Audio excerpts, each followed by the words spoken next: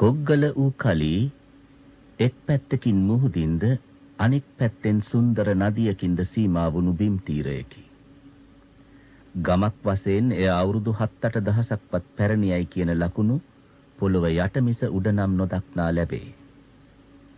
බිම් කඩක් වශයෙන් ඒ ගම අවුරුදු කෝටි ගණනක් පැරණියයි කියන්නේ රේල් පාර අයිනෙහි පිහිටි පර්වතයකි. මුළු ගම එකම රුක් ගොමුවක් කරන පොල් ගස් හා අනික් ගස් කොළන්ද වැඩි මල්පල ගන්වා මහලු වී විනාශ වේ. සත්තු කලක් ජීවත්ව සිට මියති.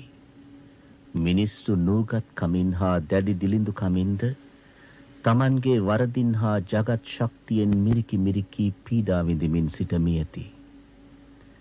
අවුරුදු ලක්ෂ ගණනකට පෙර වූ විපර්යාසයන් මෙන්ම මිනිස් වාසයක් වූ තැන් පටන් ගමෙහි වූ විපර්යාසයන් හා විනාශයන්ද දුටු මේ මහා හිරිගල ගැමියන් විසින් දේවාලයේ ගල යනුවෙන් හඳුන්වනු ලැබීම කෙතරම් උචිතද?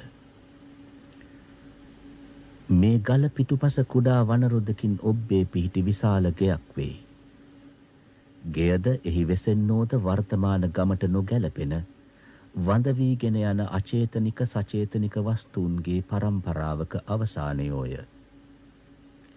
කෙතරම් දැඩි වුවත් විශාල වුවත් මේ ගෙය තව අවුරුදු 50කින් 60කින් ජරා ජීර්ණව අභාවයට යන්නේය යන සැකය ගේ දෙස බලන්නෙකු තුල ඇතිවේ.